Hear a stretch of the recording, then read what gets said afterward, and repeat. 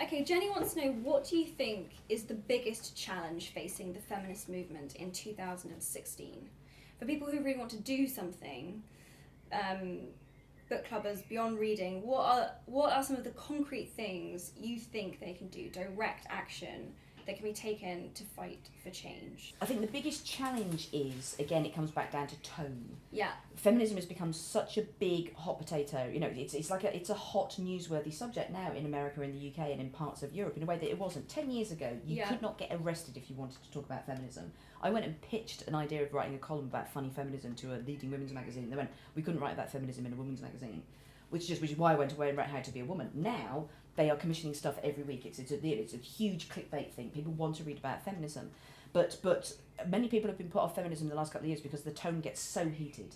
We've had feminism wars. Yeah. First of all, people will argue and fight all the time. That's absolutely fine. We can't go, oh, two women have disagreed with each other. It's a cat fight. That proves women shouldn't be able to speak in public. Feminism is dead. It's like, allow women the weakness to be able to argue and fight like men would. Yeah. True equality is not being perfect immediately and being some superhero who has an amazing job and incredible hair and a pelvic floor and a tiny little stomach and 2 children who are perfectly well turned out. That's exhausting. True equality is being as dim, fat, deluded, nuts, smelly, scruffy, hopeful, joyful, and idiotic as men. Yeah. It's not being perfect. It's just being treated as a human being. So we need to allow that women will have arguments, but the key thing we need to do is just calm everything down a little bit. It's so important when these big debates that are about the future of half the population of womankind start breaking out on social media, to just be calm. Yeah. To just bring a bit of sort of a sense of humour to it, to listen to it. You don't need to make your mind up straight away. You don't need to have a hot take. And very often, I think the problem is that the medium is often the message. If you're doing this stuff on Twitter, which is where the worst stuff happens, Twitter works in such a way that every time someone writes something that you're following, you can't not see it. It's short and it goes like a bullet into your brain. Yeah. And it provokes a flight or flight response. And if someone's written something you disagree with, you flood with adrenaline, you're panicky, you're angry, and you respond in fear and anger. Yeah. And suddenly an argument's happening with people who should be on the same side. Yeah. I've seen arguments break out between feminists who have the same life experiences, who want the same things to happen in society, who are disagreeing on the most tiny thing. Yeah. And I would say Twitter is making them do that. Social media is making them do that. If they could just sit down in the pub, have a couple of Bacardis and put some Guns N' Roses on the jukebox, this would all be sorted in 5 minutes flat. So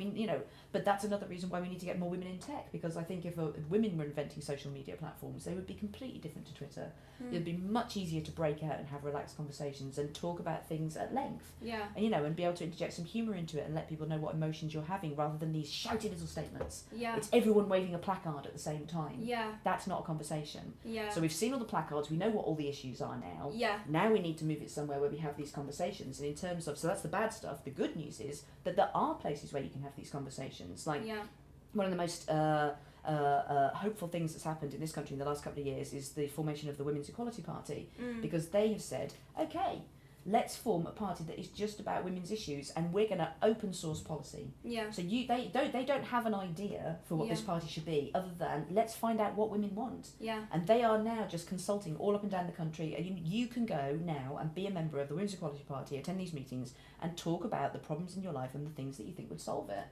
And I don't see any other political party doing that and going, women, come and tell us, let's do this.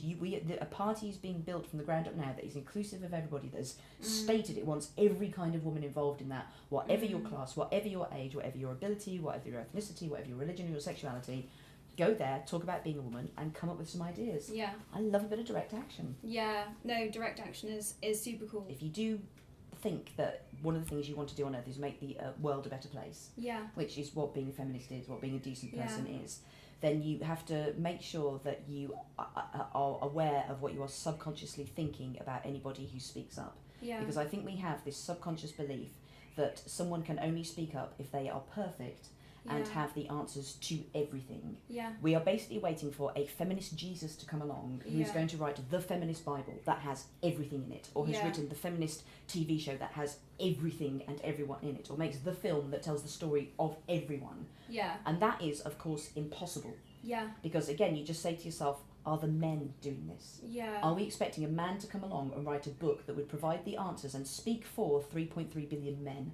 Yeah. And what we have to understand is that feminism, there's never going to be a feminist Jesus. No one's ever going to come along with all the answers. If we're not going to get behind someone until that comes along, then we will never do anything. Yeah. We have to understand that feminism is instead a patchwork quilt. Yeah. And what we all do is we all sew the little squares that we think we can sew with our abilities and our stories and our solutions, and then we join them all together. Yeah. So, you know, I will speak about my experiences and the things that I've observed and things that I know, and these are my squares here, and then you will talk about your things and your powers and your skills, and we sew that next to there.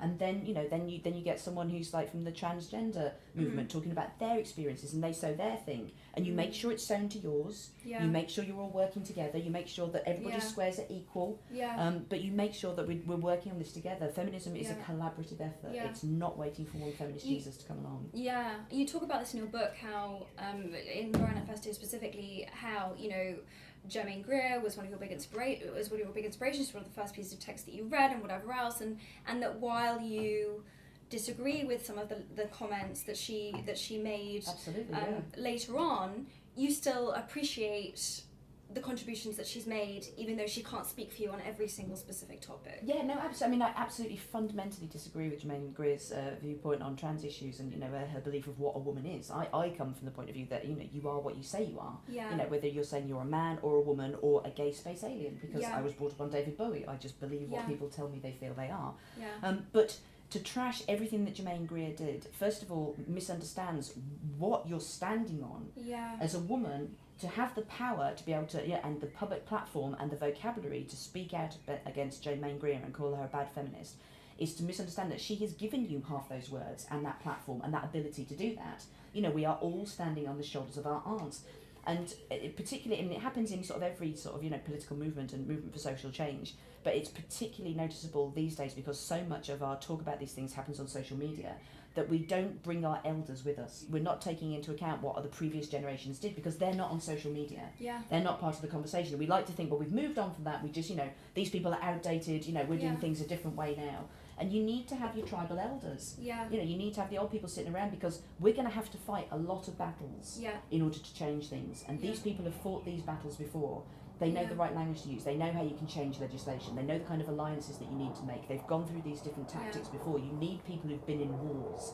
And yeah, they, you know, there's some of the stuff they will say will be wholly objectionable, but to lose this massive well of wisdom and resource means that we are never going to progress past a certain point. We make ourselves weak. Yeah. You know, have the strength to be able to say, yeah, my heroes are flawed. Yeah. In the same way that I am flawed, in the same way that all of us are flawed. Again, if we're waiting for a perfect feminist Jesus to come along, who's never made a single mistake, we will have no one. We will continue to be disadvantaged. While the men who are like, I'm not perfect at all. I'm Jeremy Clarkson. I'm simply going to carry on making racist comments and driving my car where I want, and because I've said I don't want to make the world a better place, I'm just allowed to get away with it. Yeah. Whereas if you're a person who says, I'm trying to be a good person, and you make one mistake, then that's seen as unforgivable. You know, some days I wish I was Jeremy Clarkson.